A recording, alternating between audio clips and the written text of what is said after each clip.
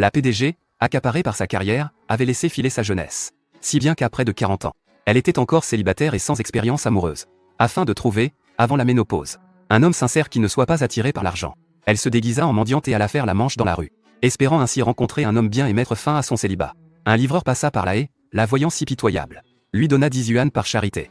La femme sentit son cœur battre plus vite à cet instant précis. Elle se dit que cet homme était peut-être celui qu'elle cherchait depuis tant d'années, un véritable élu, indifférent à la richesse.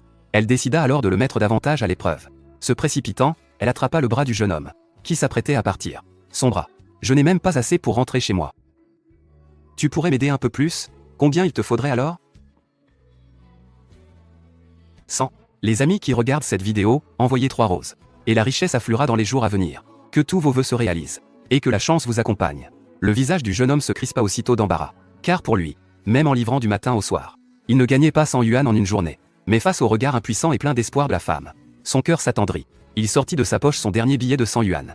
Et le lui tendit. La PDG déguisée prit l'argent et déclara aussitôt, d'un ton solennel, qu'elle n'accepterait pas cette somme sans rien donner en retour. Si un jour il avait besoin d'aide, il n'aurait qu'à lui demander. Voyant son air misérable et démuni, le jeune homme pensa que ce n'était qu'une formule de politesse. Mais alors qu'il s'apprêtait à partir, il reçut un appel de sa mère.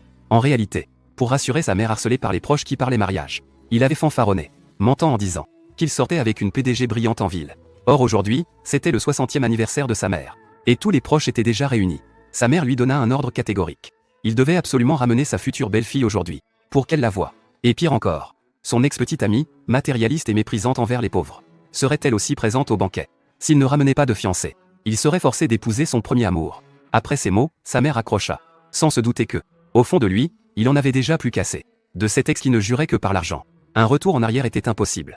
Alors qu'il ne savait plus quoi faire, son regard se posa soudain sur la mendiante devant lui. Elle venait de dire qu'elle était prête à l'aider. Il la supplia donc de bien vouloir se faire passer pour sa petite amie, et de rentrer avec lui pour apaiser sa mère. La femme, déjà touchée par sa gentillesse et sa sincérité, éprouvait une certaine affection pour lui. Elle accepta sans hésiter.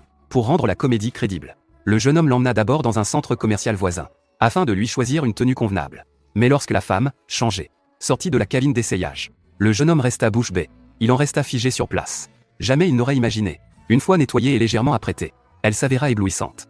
Son allure élégante et naturelle dépassait de loin celle de la soi-disant plus belle fille de leur village. Ils montèrent ensuite sur un tracteur, pour se rendre au village natal du jeune homme, craignant qu'elle ne se trahisse devant les proches. Le jeune homme lui donna des consignes tout le long du trajet. Il lui demanda de prétendre être une PDG gagnant, des dizaines de millions par an dans une multinationale, et de se dire compétente même pour les travaux agricoles. Quand ils entrèrent main dans la main, feignant l'intimité, dans la cour, la mère, qui attendait depuis longtemps, vit son fils ramener une jeune femme, si belle et raffinée, et son visage s'illumina aussitôt. Elle les accueillit chaleureusement en posant 1000 questions.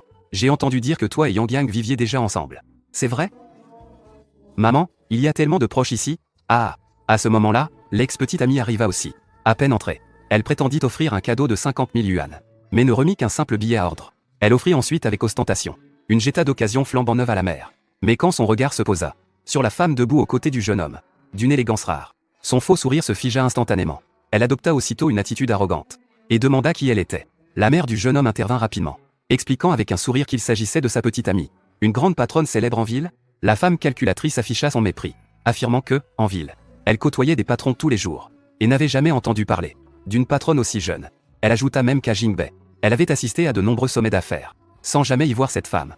Votre entreprise serait-elle trop insignifiante pour être invitée? C'est bien ça, non? Alors qu'elle s'apprêtait à continuer ses attaques, une bande de voyous fit irruption dans la cour. L'air menaçant, ils déclarèrent que leur entreprise convoitait la maison ancestrale, et comptait l'exproprier de force. Ils prévoyaient d'y construire un vaste complexe touristique, affirmant que le projet était mené avec le groupe Su. La mère savait bien qu'il ne pouvait pas s'opposer au groupe Su. Elle supplia donc Shinjinu d'intervenir. À contre-cœur, il accepta de tenter sa chance. Je suis directeur général d'une filiale du groupe Su. Aujourd'hui, c'est l'anniversaire de ma future belle-mère. Faites-moi une faveur, parlons-en un autre jour. Toi, là, une simple filiale, pour qui tu te prends? Tu ne connais vraiment pas ta place. Les gars, attrapez-le. À cet instant critique, la femme cria pour les arrêter. Elle déclara être la véritable présidente du groupe Su. Ce projet n'avait jamais été approuvé par elle. Qui vous a donné le courage de semer le chaos ici? Si vous tenez à la vie, dégagez immédiatement. Les voyous restèrent figés de stupeur. Mais contre toute attente, Shinjinu s'avança pour la contredire. Il affirma que la présidente du groupe Su était la femme la plus riche de la ville. Comment une telle personne pourrait-elle s'intéresser à un garçon aussi pauvre? Le jeune homme douta lui aussi, pensant qu'elle exagérait. La femme cessa alors de s'expliquer davantage. Calmement, elle sortit son téléphone. Et appela directement le chef des voyous. Du Cunha, qui t'a donné l'audace d'oser démolir la maison de ma belle-mère?